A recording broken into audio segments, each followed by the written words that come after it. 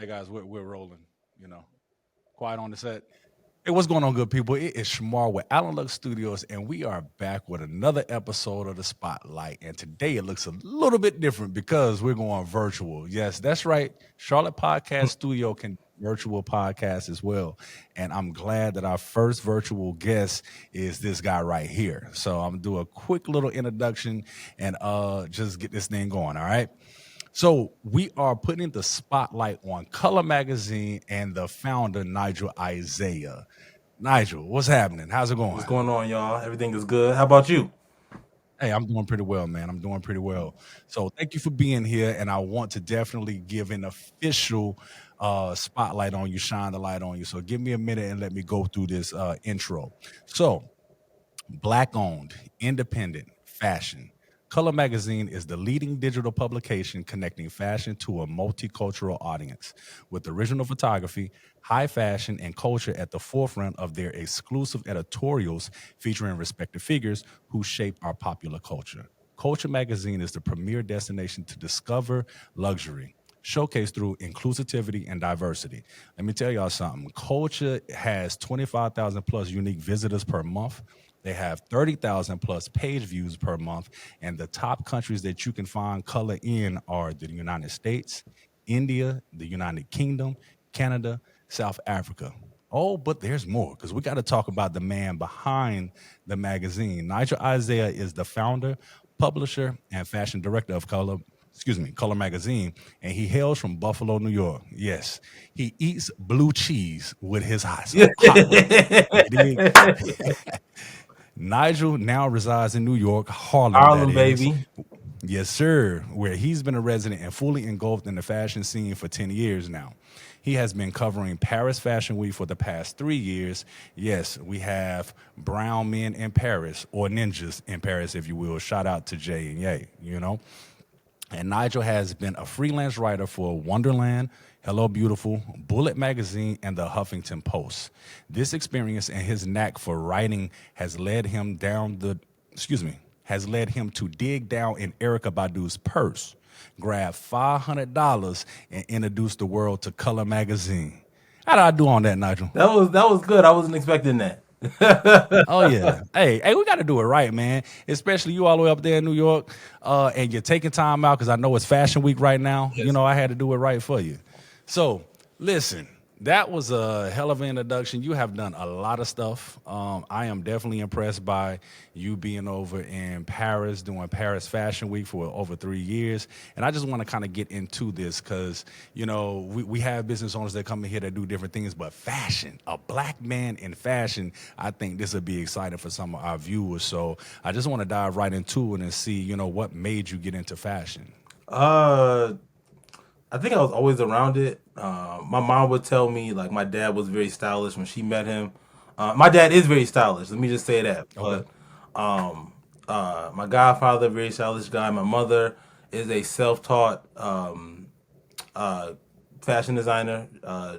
She just kind of knew how to make clothes. She makes jewelry.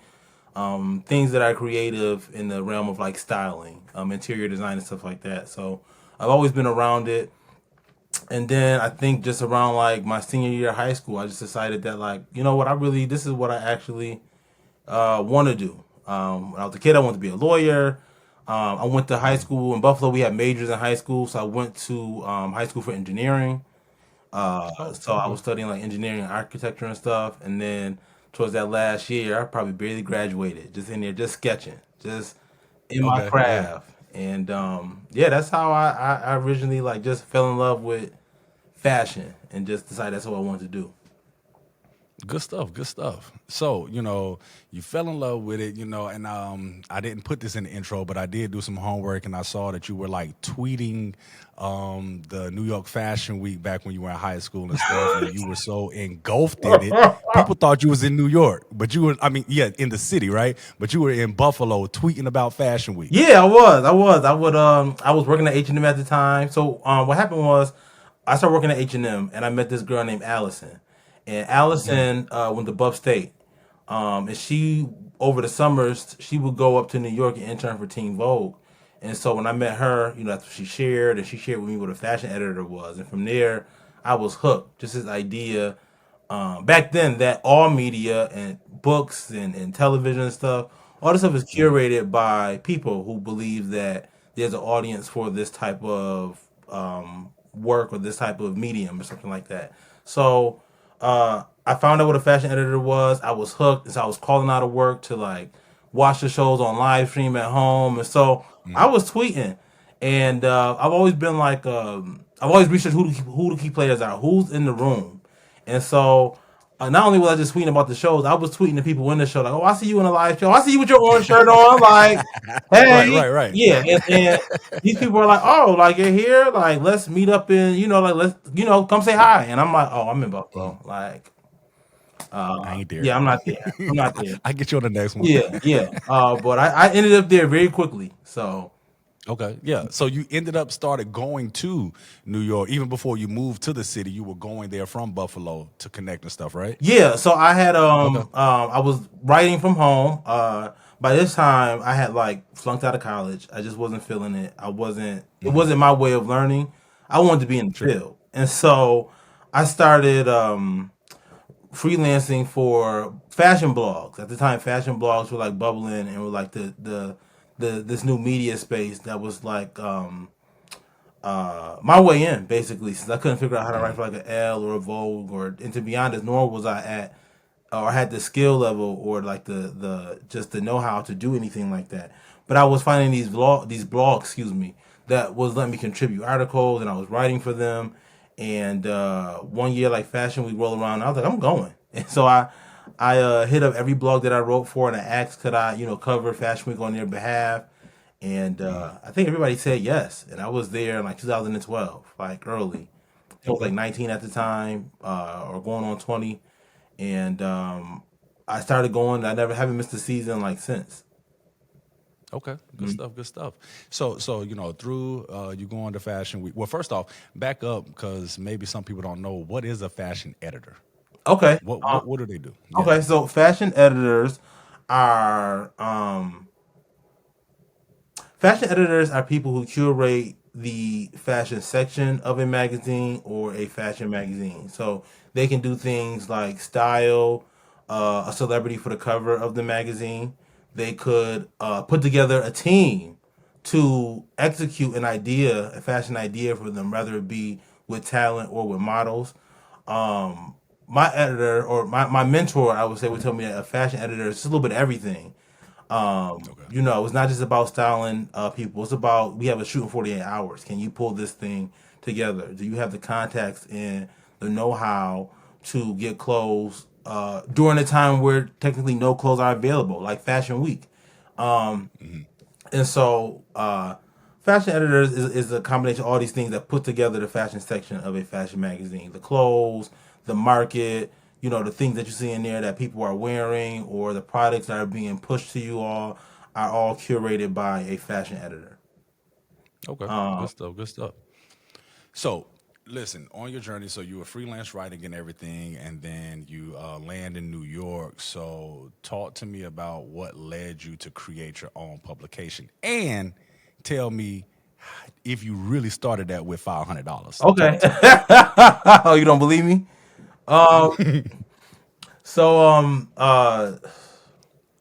the first part was what led me to New York, or what led me to start my own magazine. No, what led you? That's right. Hmm. Okay, so uh, I'm gonna back up and go. I was working for my mentor, the amazing Angela Giltrap. She had a magazine called Heaven Has Hills, and I was young, and I had gotten to a point where, I was young and I was doing everything. I mean, I don't want to say damn near perfect, but excuse my language, but I wasn't getting You good? the a lot of feedback I was getting was good. I was just working. I was doing the best that I could. Now she was hard on me. If I wrote articles and there were grammar errors and stuff like that, she was chopping my fingers off, and she would make me Yeah. sit there like this, and like as she counted them, I was losing fingers and stuff like that. I like her. I like her. Yeah.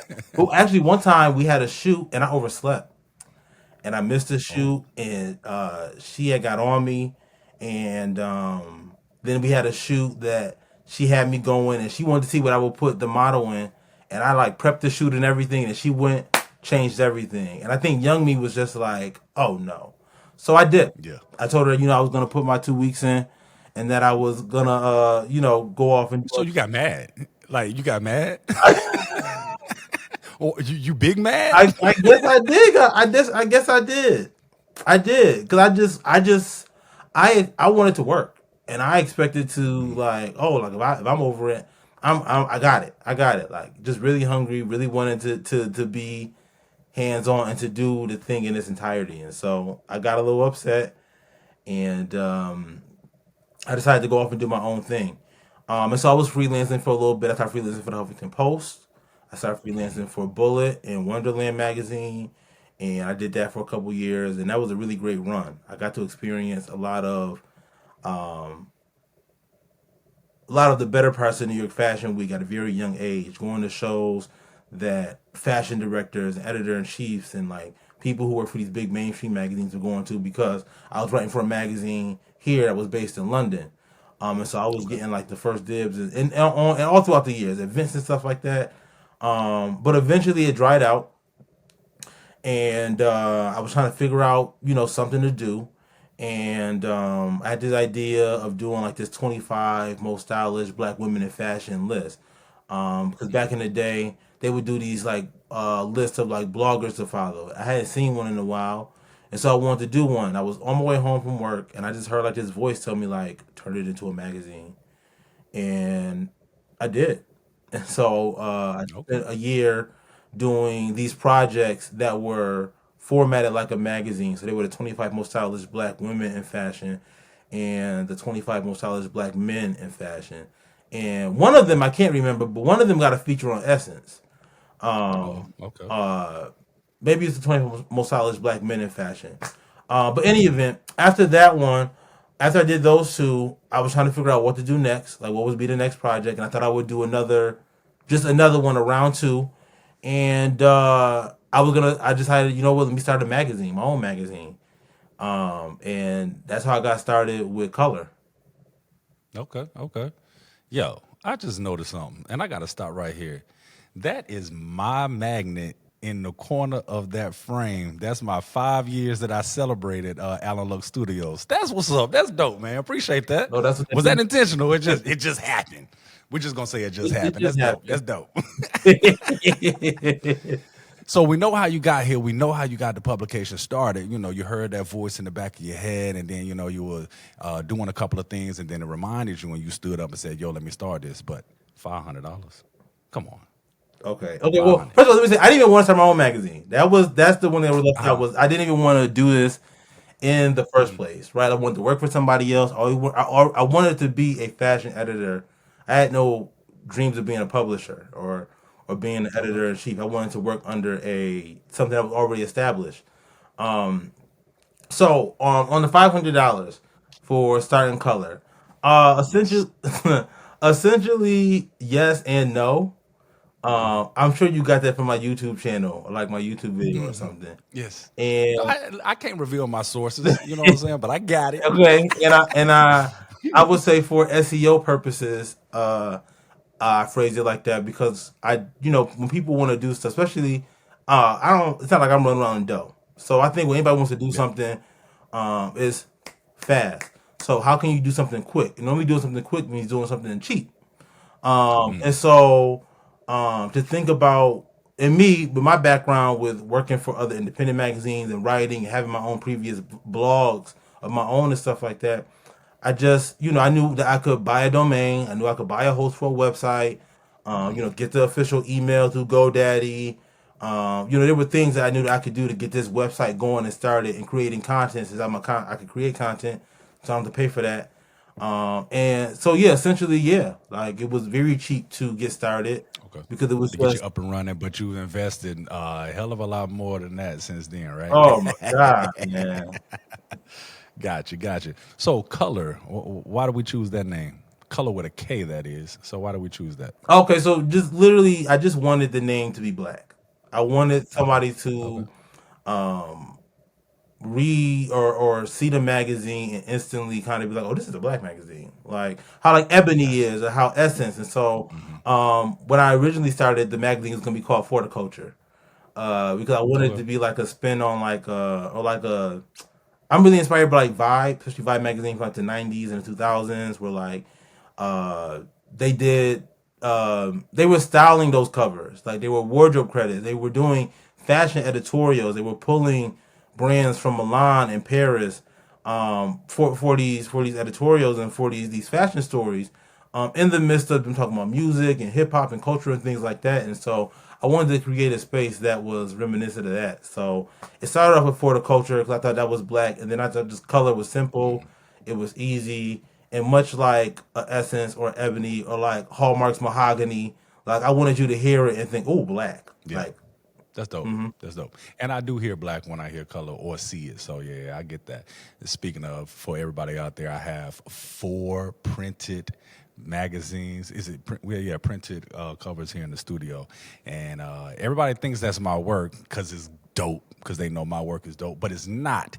Those shots are taken by Amar Thomas, who is the co-founder, art and photography director. So definitely shout out to Amar, and I just want you to talk to us a little bit. You know how the experience has been partnering with him, you being the fashion director and overall publisher, and him being photography director. You know what, yo, Mara, that's my brother. Yo, I really love my guy. We have known each other for probably at this point about 10 years. Just seeing each other Okay. in passing through at Fashion Week, and just kind of growing a rapport like that. There were times where we were both very busy and we were kind of just sharing invites with each other back to back so that we can make sure that we were, present at shows and just always looking out for each other. Very, very genuine, very organic.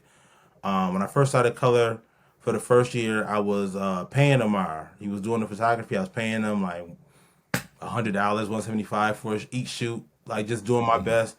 And I think maybe about oh, you still there? I'm still here. I'm still here. Go ahead. Okay, maybe about like uh, a quarter, like maybe like three-fourths into the year or so. He asked me if he could, if he can get some equity, if he could come on as like a partner. He'll start charging me, and we can just kind of do this thing together. And Okay. he literally before that he literally had did every shoot for the magazine but one.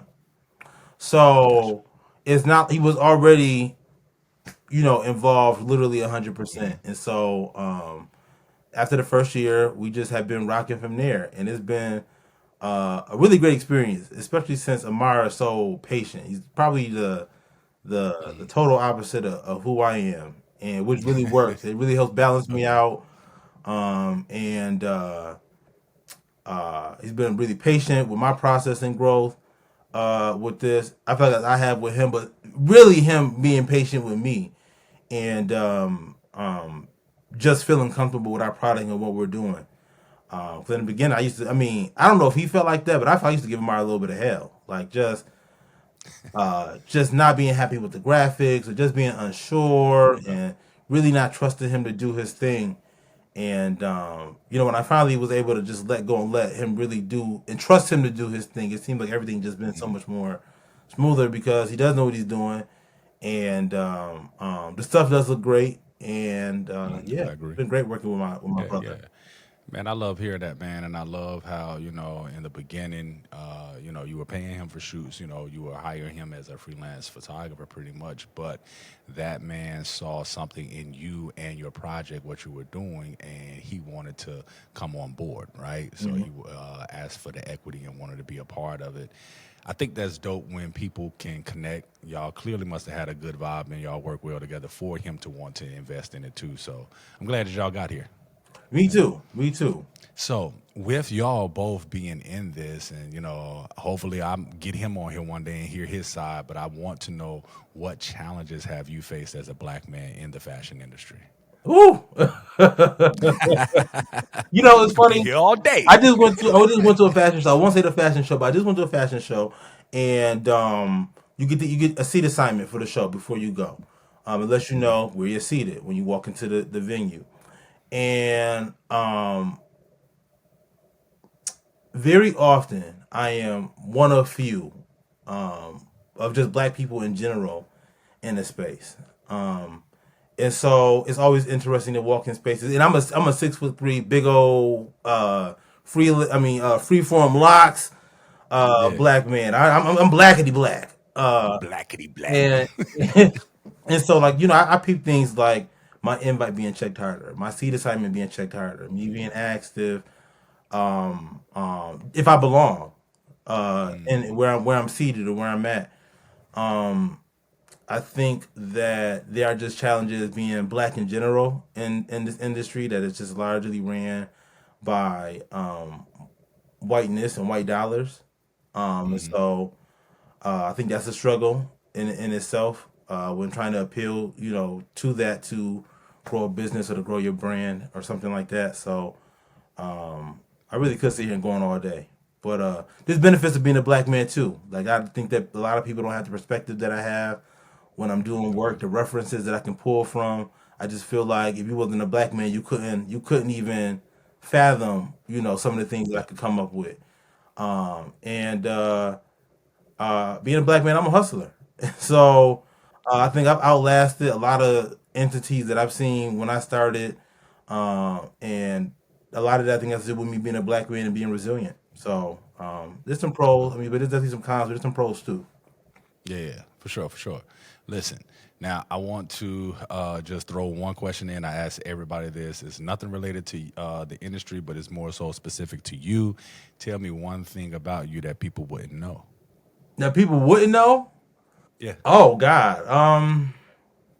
We know you eat blue cheese on hot wings. I mean, so I need something different.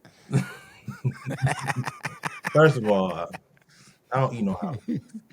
Give me the medium Right. lemon pepper. All right, with the See, and that's the thing. Hold on, hold on. That's crazy. This man is from Buffalo. And he does not eat hot wings, people. He eats lemon pepper. Like, I lemon mean, y'all created it. pepper, garlic parmesan. Like, I give like me, garlic parmesan. yeah, I bet. Doing good. But nah, no hot wings. Okay, something nobody knows about me. Mhm.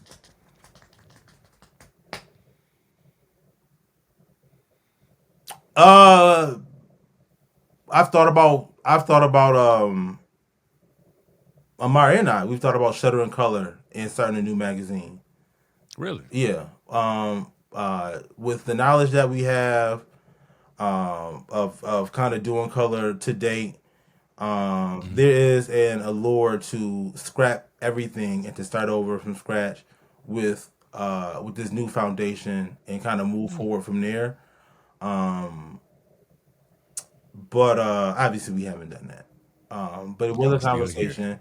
At one point, Hmm. for a year, I did start a second magazine to try Okay. and prepare to jump ship. I never really, and I stuck with that magazine for a little bit and just kind of kept it on the low. But Hmm. I just couldn't manage to keep up both. So color ultimately stayed because it had a foundation. Um, but yeah, yeah, that's one thing that some people don't know. So yeah, that's interesting. I didn't know that. I'm glad that y'all are still here. Do not scrap color. The culture needs color. And part of that, I think, is because y'all focus on male fashion and black men in fashion as well. So why did you decide to take that approach or focus highlight that area? Okay, again, it's something that I didn't want to do. Okay. We started color, and it was like the first year was unisex. I don't Hmm. even know in hindsight like how we were pulling that off because uh, I was literally like making sure we were booking uh, bald models in the beginning, so that way we didn't have to get hair and like Wow. yeah, like I and was pulling off these Cut women, costs. yeah, like yeah, just doing everything I could just to like get it out the mud, and boy, oh boy, was it rough. Or Hmm. I would lie and be like, we would have a model coming. I would lie and be like, oh, the makeup artist canceled. No, good and damn well, I didn't book anybody. Couldn't afford to book anybody. I was just like, I just need you to Y'all put was these getting clothes out the on. mud for real. Oh yeah, you just put these clothes on. Amara take care of it in post production. You'll be fine.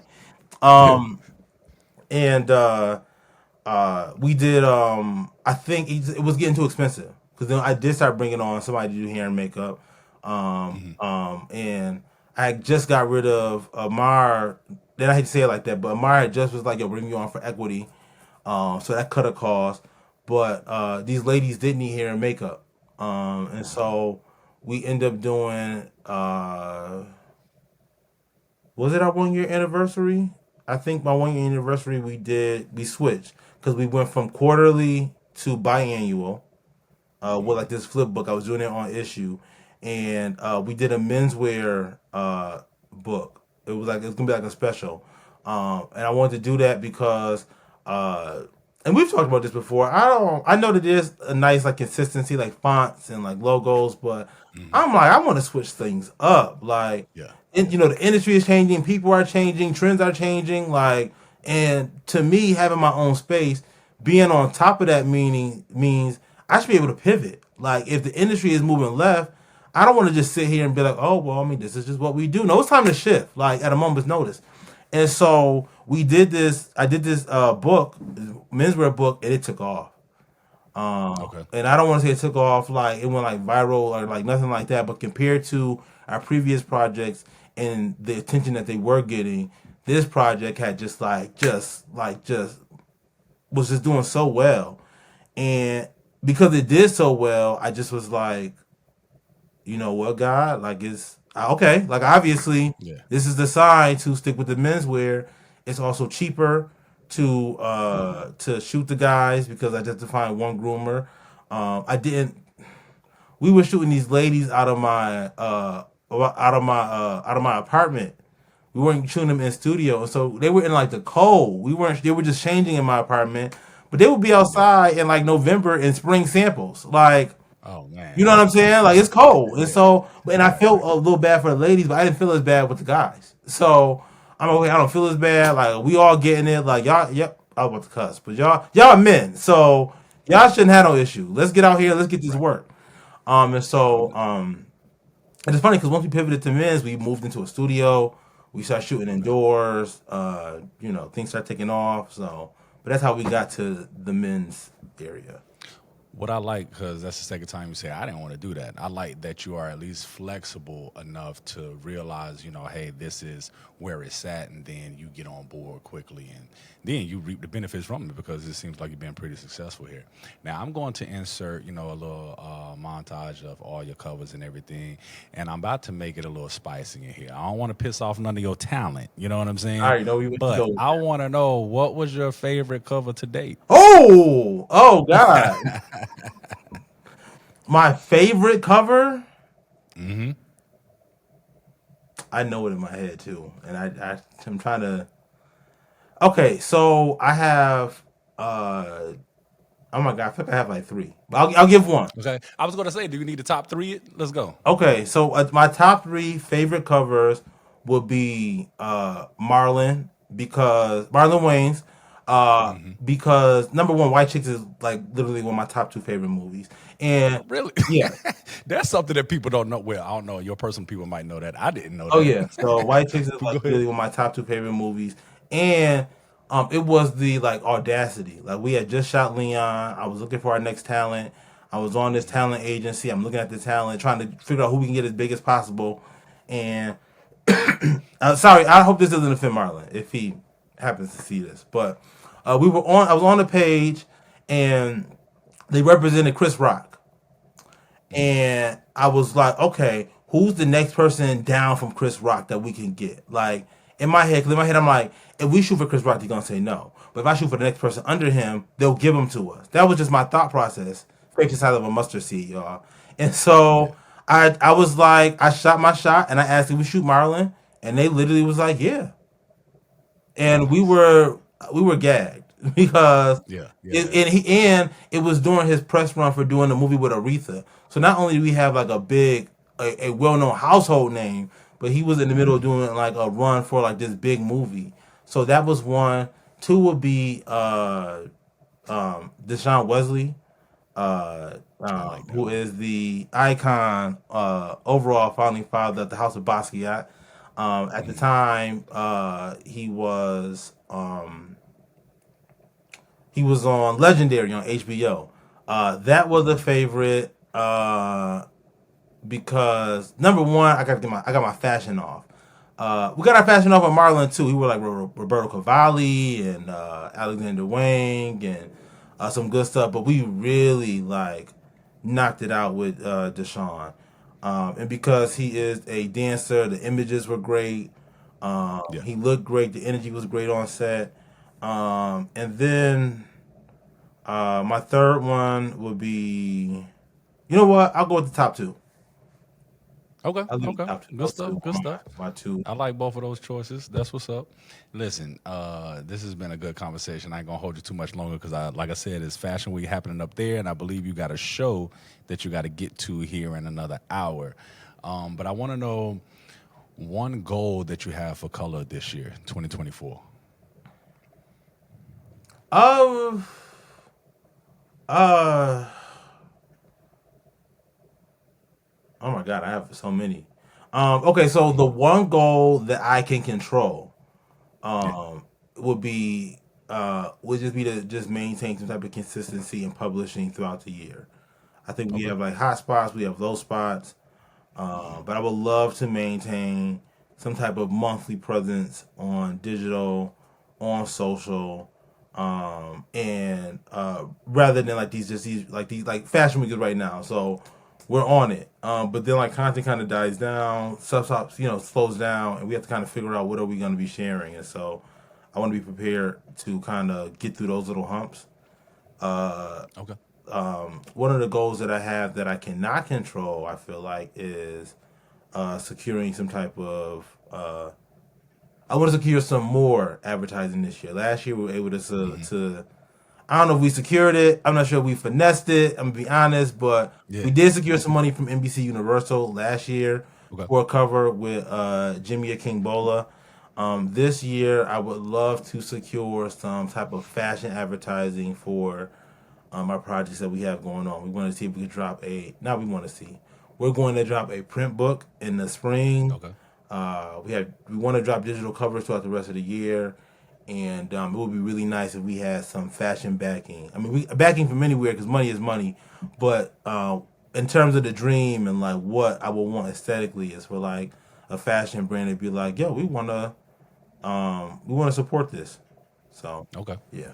Real quick. Now, I'm gonna give you one or the other, right? And I need you to answer real quick. Don't think too much. Whatever comes to your mind, right?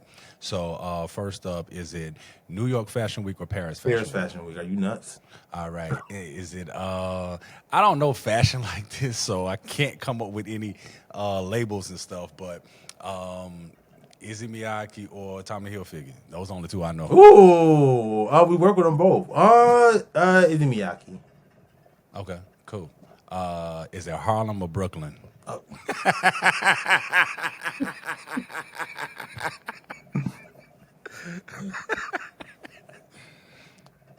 I need an answer. Harlem. Okay, good. Listen. All right.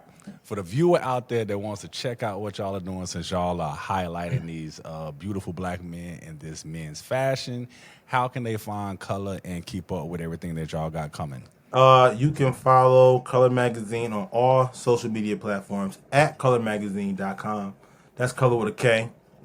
You can check us out at colormagazine.com, the official website for all of our digital covers and features. We have shot so many different people. I've already named like Marlon and Deshaun, but DB Woodside and Hitmaker and Shashir Zameda and Roy Wood Jr. and there's so many amazing people. Just about everybody from Power. So there's got to be somebody on there that you Yeah. like. So go ahead and check it out. And YouTube, you can follow or find me on YouTube. If you just search Color Magazine on YouTube, you'll find us. So yeah, that's how you keep up with us. Hey, good stuff, man.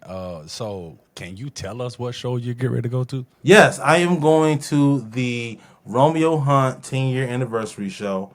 I'm super excited for two reasons. Number one, Romeo Hunt is a black designer. He's also collaborated with Tommy Hilfiger in the past, which I think is really dope. And number two, when I first got started working in fashion and like